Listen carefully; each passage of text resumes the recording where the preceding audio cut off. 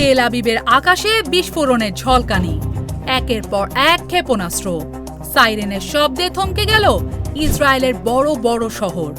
এর মাঝেই ইরানের বিস্ফোরক ঘোষণা, বদলে গেছে তাদের স্ট্র্যাটেজিক ডক্ট্রিন। তাহলে কি মধ্যপ্রাচ্যে নতুন কোনো সামরিক অধ্যায় শুরু হলো?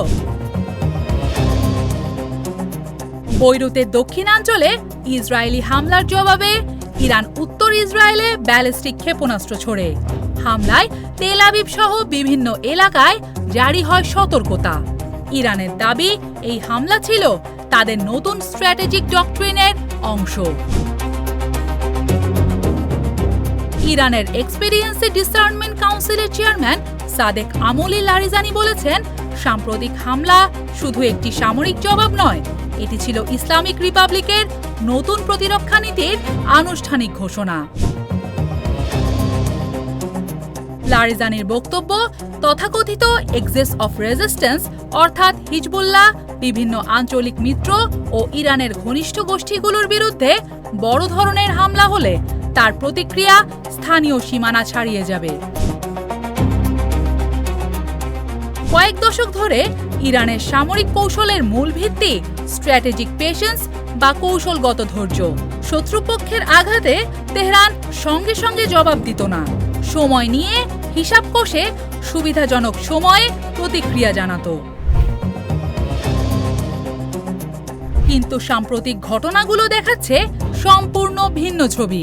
বর্তমান ইরানি নেতৃত্ব আরও আত্মবিশ্বাসী ও ঝুঁকি নিতে প্রস্তুত। ফলে প্রক্সি গোষ্ঠীগুলোর আড়ালে থেকে লড়াইয়ের পুরনো নীতি থেকে বেরিয়ে ইরান এখন সরাসরি সংঘর্ষের বার্তা দিচ্ছে।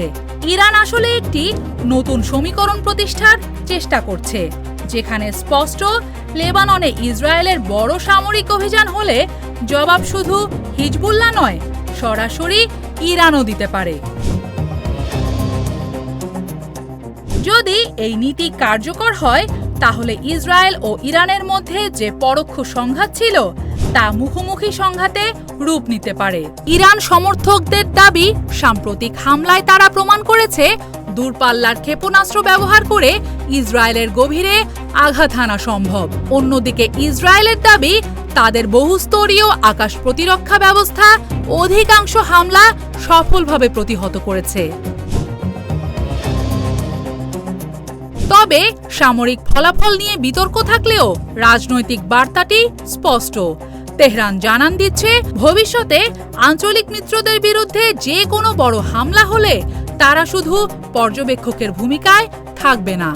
এতদিন যে রিং অফ ফায়ার কৌশলে ইরান হামাস, হিজবুল্লাহ, ইয়েমেনের হুথি এবং অন্যান্য মিত্র গোষ্ঠীকে ব্যবহার করত, এখন সেই কৌশল চাপের মুখে। কারণ আগে প্রক্সিরা ইরানের হয়ে লড়ত, আর এখন ইরানকেই প্রক্সিদের রক্ষায় নামতে হচ্ছে মাঠে। এই পরিবর্তন কি ইরানের শক্তির প্রমাণ, নাকি প্রক্সি কৌশলের সীমাবদ্ধতার ইঙ্গিত? তা নিয়ে চলছে তুমুল বিতর্ক। এখন প্রশ্ন উঠছে, ইরানের ঘোষিত নতুন স্ট্র্যাটেজিক ডক্ট্রিন কি সত্যিই মধ্যপ্রাচ্যের শক্তির ভারসাম্য বদলে দেবে? তেল আবিবে ক্ষেপণাস্ত্র হামলা কি শুধুই একটি সামরিক বার্তা, নাকি ইরান ইসরায়েলের সরাসরি যুদ্ধে নামার ইঙ্গিত? যদি সেই পথেই এগোয় পরিস্থিতি, তাহলে মধ্যপ্রাচ্যের আকাশে যে ঝড়ের পূর্বাভাস দেখা যাচ্ছে সেটি কতটা ভয়াবহ হতে পারে, সেই উত্তরই খুঁজছে গোটা বিশ্ব।